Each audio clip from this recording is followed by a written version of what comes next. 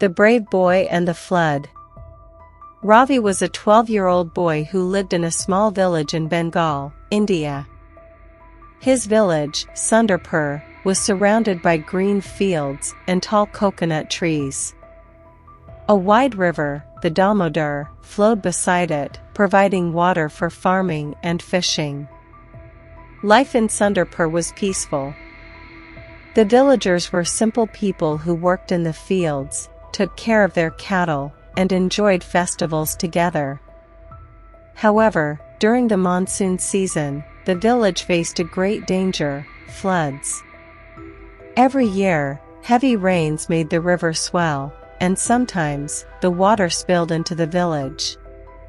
But that year, the monsoon was worse than anyone had seen before.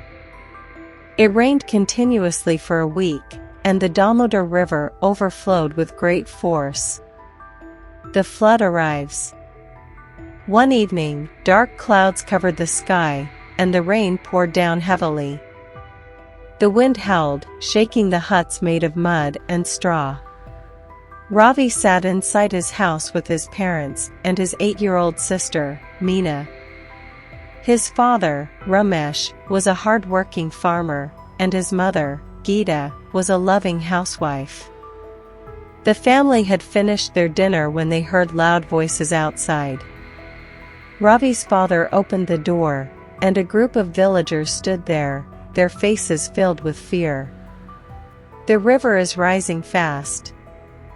We need to move to higher ground," one man shouted.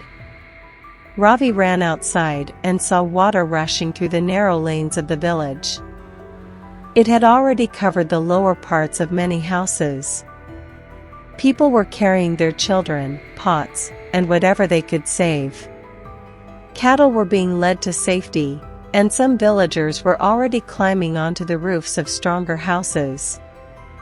Ravi's father quickly packed a few clothes and some dry food in a bag. His mother held Meena's hand tightly.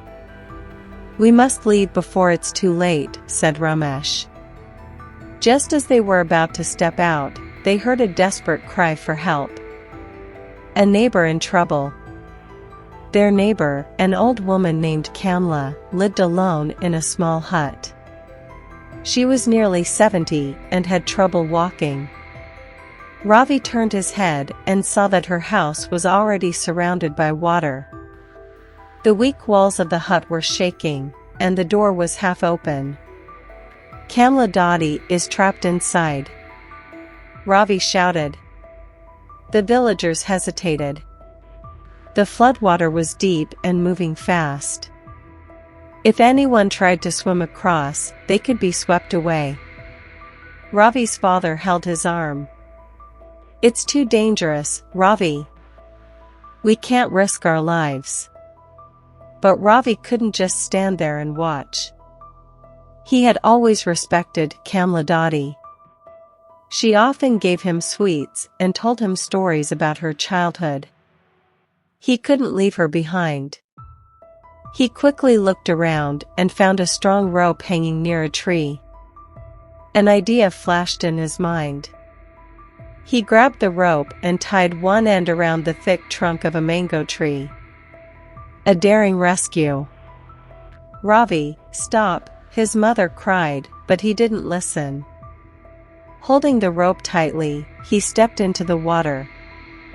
A cold shiver ran through his body as the floodwater reached his chest. The current was strong, pulling at his legs. But he took slow, steady steps. Every time a wave hit him, he held on to the rope harder. The villagers watched in silence, their hearts pounding. After a long struggle, Ravi finally reached Kamla's house. She was sitting on her bed, her hands trembling with fear. "Dadi, don't worry. I am here," Ravi said gently. Tears filled Kamla's eyes. "Beta, I can't walk. Leave me and save yourself." "No, Dadi. We will leave together." Ravi carefully tied the other end of the rope around her waist. "Hold on tight," he said. Then, step by step, he started pulling her through the water. It was not easy. The water pushed against them, and at one point, Ravi's foot slipped. He almost fell, but he held on to the rope with all his strength. The villagers, seeing his struggle, rushed forward. They grabbed the rope and helped pull them both to safety. After what felt like hours, Ravi and Kamla reached the dry land. As soon as they stepped out of the water, the villagers cheered. "Ravi, you are a hero," someone shouted. His mother hugged him tightly, tears rolling down her face. "You scared me, but I'm so proud of you," she whispered. The aftermath. The flood lasted for 3 days. Many houses were damaged, and the fields were destroyed. But thanks to Ravi's courage, no one in the village lost their life. A few days later, when the water receded, people started rebuilding their homes. The village head called a special meeting and praised Ravi in front of everyone.